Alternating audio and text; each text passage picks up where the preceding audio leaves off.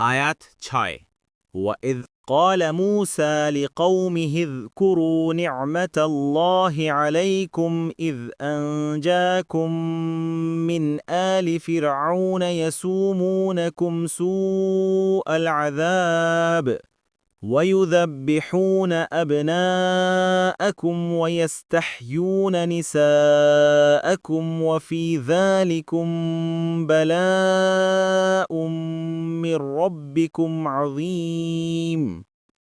অনুবাদ।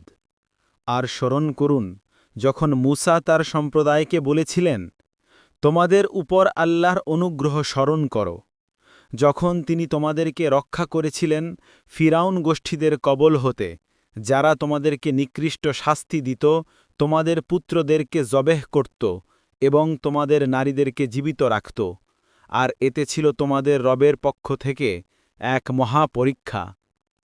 তাফসীর 1 নং ফুটনোটের বিবরণ, অর্থাৎ মূসা আলাইহিসসালাম আল্লাহ তাআলার নির্দেশ মোতাবেক তাদেরকে আইয়ামুল্লাহ বা নেয়ামত ও মুসিবত সম্পর্কে স্মরণ করানোর জন্য এই ভাষণটি প্রদান করেছিলেন। ইবনে কাসিরের বিবরণ, আর এ জাতীয় অনুগ্রহগুলো মনে রাখার অর্থ হচ্ছে সে নেয়ামতগুলোর অধিকার ও মর্যাদা চিহ্নিত করে সেগুলোকে সঠিকভাবে ব্যবহার করা, সেগুলো যিনি প্রদান করেছেন তার শুকরিয়া আদায় করে তার নির্দেশের বাইরে না চলা, তার বিধানের অনুগত থাকা ইত্যাদি।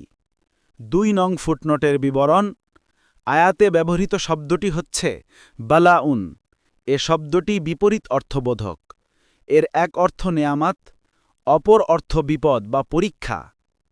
এ আয়াতে পূর্ববর্তী বিষয়বস্তুর বিস্তারিত বর্ণনা রয়েছে, যে বনি ইসরায়েলীকে নিম্নলিখিত বিশেষ নেয়ামতটি স্মরণ করিয়ে দেওয়ার জন্য মূসা আলাইহিসসালামকে আদেশ দেওয়া হয়েছিল।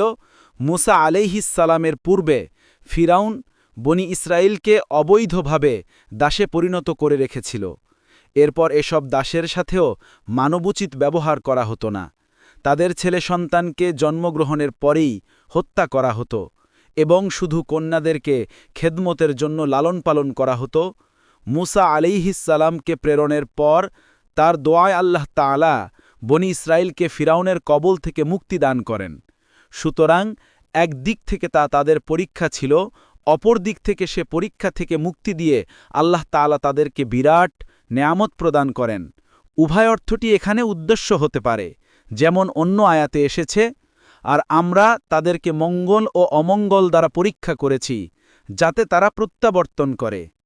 সূরা আল আরাফ 168। দেখুন ইবনে কাসির।